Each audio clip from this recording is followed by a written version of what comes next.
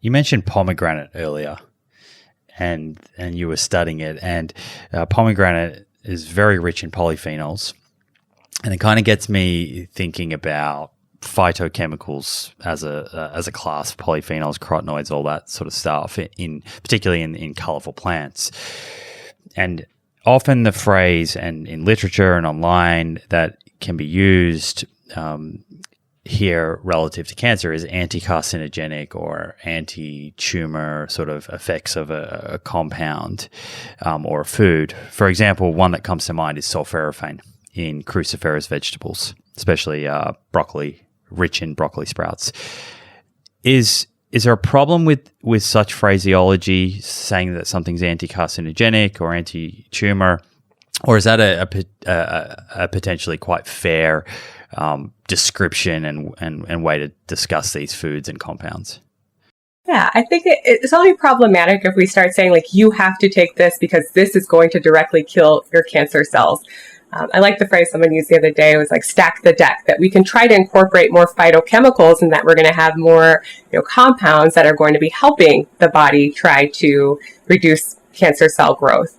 So yeah, there's so many phytochemicals that we're learning more about, and their specific anti-cancer activity, and they do in animal models and in vitro can directly inhibit cell growth. So I think it's fair to call them anti-cancer. Now, how much of that needs to be consumed by the individual to have that same effect? No, we don't know. But I think exposing the body to as many of those phytochemicals as possible is only going to be beneficial.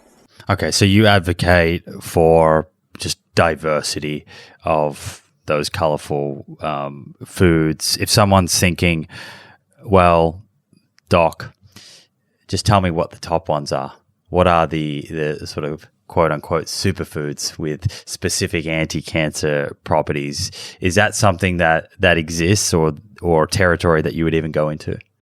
Oh, well, if I'm really getting pushed about it's like, I like all the vegetables and all the fruit, what can I really focus on? You hit on one, the cruciferous vegetables. Absolutely. When we think about just how much the liver is being stressed in metabolizing medications and chemotherapy, absolutely consuming something that helps with the liver's detox activity, I would support. So cruciferous vegetables, and berries, really high in antioxidants in a very low volume too. So when we're trying to get as much bang for our buck when someone has low appetite, emphasizing blueberries, blackberries, raspberries in the diet.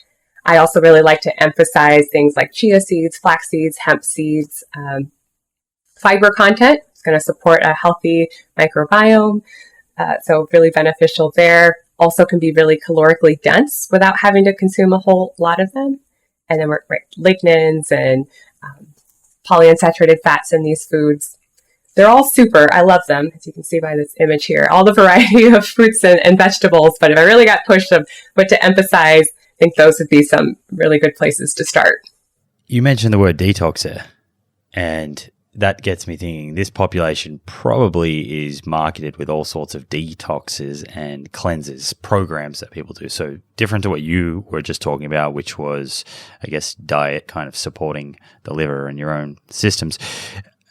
What would you like this population to know about some of these detoxes and cleanses that are sold? Are any of them worth exploring, or should they just focus on the foods they're eating?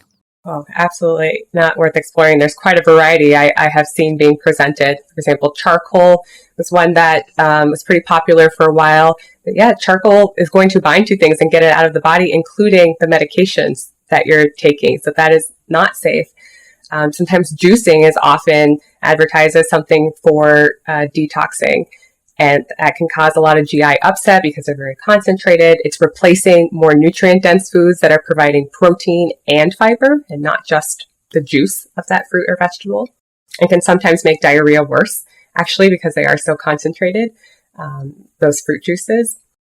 And then when we start looking into supplements that are being promoted for detox activity, then we're really getting into a sketchy area of, could those supplements actually be interfering with the metabolism of your therapeutic, making it either less effective or increasing the risk of toxicities and side effects from your medication, because this detox drink, supplement, whatever, is interfering with enzymes in the liver that are responsible for detox activity, including metabolism of your therapeutics. So I say it is not worth that risk, and there is also no evidence to support that it would have any benefits.